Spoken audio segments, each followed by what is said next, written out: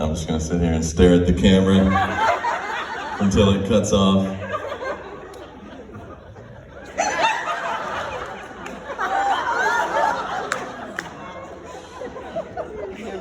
He's so bad. It's just gonna cut off in the middle of my story, and that's fine. I'm 40 years old. I don't know if you heard that. Come on, give me some applause for making it to 40. I've lived on the road for the last 20 years of my life. It's amazing that I've made it to 40, to be honest with you. That happened. A lot of people were like, wow, the pandemic really took a toll on you. The secret is I've been coloring my hair for years. Just like everybody else, I stopped going to the salon during the pandemic.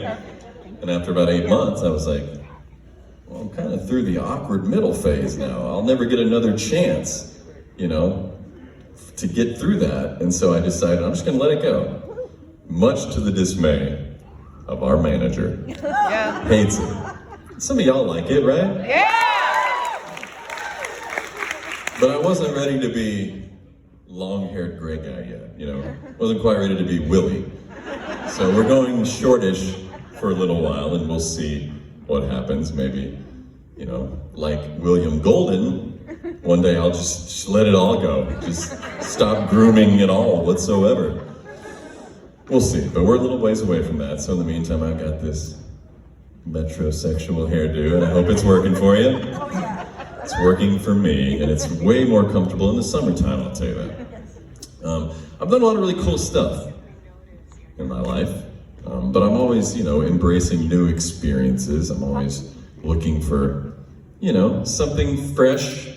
I'm an adventurous fella, and so I'm always trying to do new things, but, you know, at 40, and when you've lived on the road for 20 years, I've done most of the things I wanted to do, so sometimes I have to stretch myself even further to find new experiences. So on my birthday, I pooped at a Waffle House.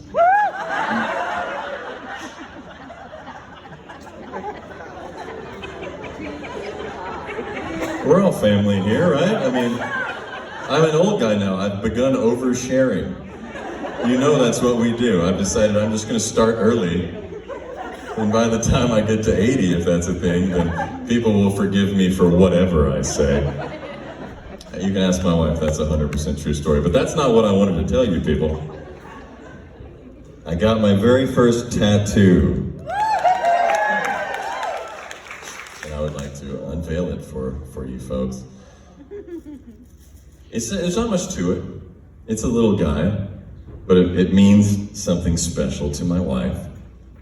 Let y'all know that Jenica Marion is a shark enthusiast.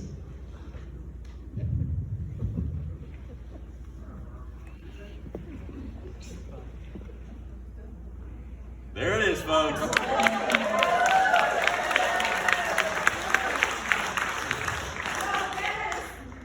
What's that? Venice? That's a place, yep. Anybody else want to yell out a city? I think she lives in Venice Beach, Florida. Am I correct about that? She knows that Jenica and I often go down there when we have free time and go hunting for shark teeth. I don't know if you guys know that, but Venice Beach has a lot of shark teeth. I guess it was a hotbed for shark activity millions of years ago, and so there's all these fossilized shark teeth if you're willing to dig down in the dirt, which we are. So I recommend it. It's a really, really cool thing actually to find fossilized shark teeth. And if you're super lucky, some people find megalodon teeth out there. We have not found that yet, but I encourage you to Google megalodon teeth. And I encourage you to just, you know, never stop seeking out new experiences. Get a tattoo, poop at a Waffle House, whatever you need to do, do that.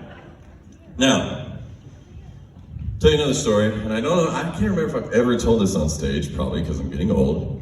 I used to work on a cruise ship. Yeah. Several cruise ships, many cruise ships. But one in particular, I worked on what is considered a 6-star cruise line, Crystal Cruises. It's pretty much just super old, super rich people just looking for something to complain about.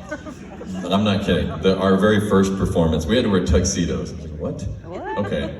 So we wore tuxedos, and we were nervous because the producer of the act said, hey, I finally got this contract with Crystal. So he invited me and a couple of his favorite guys to go in there and hopefully make him look good. And we did our first performance, and we know it's all about ratings, so we're waiting for the feedback. And we got one bit of feedback from a lady in the front row who said, our shoes weren't shiny enough. I'm not even kidding. It ended up being a really fun contract, believe it or not. We figured out how to get them on their side. I just wasn't myself. But it worked out for everyone, and I got to travel all over the world, and I got to visit South America all the way down to Antarctica even. But we were in, let's see, where were we? We were in Punta Arenas, Chile, and I missed the ship. Yeah, not my fault. There was bad weather, and so they decided to leave early. They claimed that they made an announcement in every single room, didn't play in mine. So the only thing I would have had to notice as I was leaving the ship, a little board on the side there that said, oh, by the way, we're leaving hours earlier now. Somehow I'm the only one who didn't see that, and a friend of mine that I was with. The only two people that did not see this sign. And so we're having a wonderful dinner in Chile, and then we get back to where the boat was. And it's not there. Now, I've heard lots of stories about, people getting there a little late and you see it sailing away, and usually you can commandeer a vessel or, bribe somebody to take you out there, and they'll let you in the side door. This thing's not even in sight. And this friend of mine that I'm with, she doesn't speak a lick of Spanish either, and she's pleading with this guy. She's like, no, you're in the wrong place. Big boat. I'm like, this is the place. The boat is very much gone.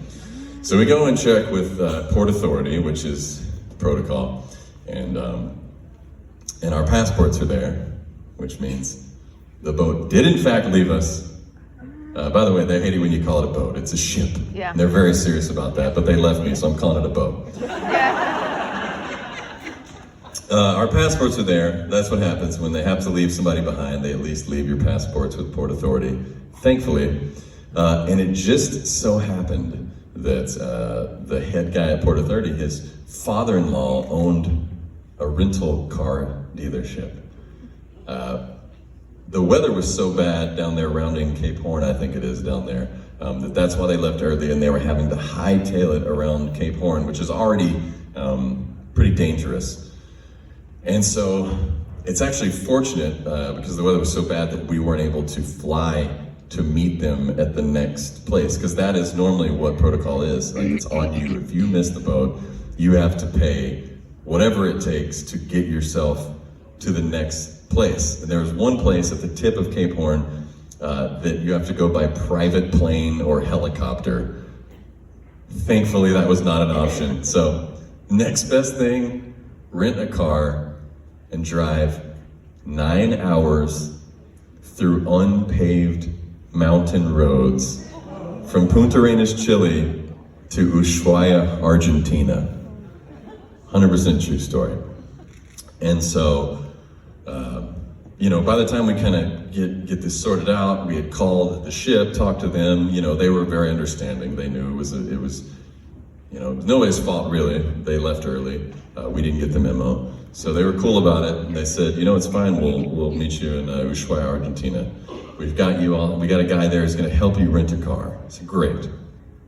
And so it's getting pretty late into the night at this point, and we're at this rental car agency, and luckily this guy is still doing this for us. And so we start filling out paperwork, and he turns and says something to his son-in-law in Spanish, and the son-in-law laughs and says, "Sí." And I say, what did he say? He said, he asked me for a ride home. He's giving you his truck. Crazy. Nice gesture, not a nice truck. This thing is from 1980. Stick shift, which I don't drive. What? You do now. And I did. I figured it out real quick, and they said, oh, by the way, he's the only one that knows how to start it. So tomorrow morning, first thing in the morning, you know, come here, he'll start it for you. Don't turn it off between here and Ushuaia, Argentina. And I know there's a border crossing involved. There's a ferry that we have to take. And every ferry I've ever been on, they make you turn your cars off. Luckily, it's the Wild West down there. So we were like, we did it. We got up the next morning, bright and early. He came, did all the tricks to get it started for us. We set off on our journey with maps, of course. You know, it's like our phones aren't working down there. Certainly not, they don't know how to get from Punta Arenas, Chile through Ushuaia, Argentina, through the Andes Mountains or whatever that is down there. And so, and I'm not kidding you, it's unpaved, they're just wild mountain goats. It was the wildest thing. But we got on the ferry, they didn't make us turn the car off, and then we come to the border crossing. And it's in the middle of nowhere. I mean, we have no business being there. We pull up, there's customs and immigration, I guess, but it's just in this concrete shell of a building. No air conditioning, chickens running around. No one asked us why we were there, just nothing. I just walked in, you know, not speaking a lick of English, put down my passport, and then she had to, of course, wait in the running truck by herself because we can't turn it off. And she goes in and I come back out, and they don't even ask us why we're there. They're just like, enjoy, welcome to Argentina. But we did have one exchange, which is why I'm sharing this story with you. The border agent looks at my passport. Keep in mind, I've just described the scene to you. Concrete shell, chickens, no AC, no paved roads. He looks at my passport and he goes, Texas? I say, see? And he goes,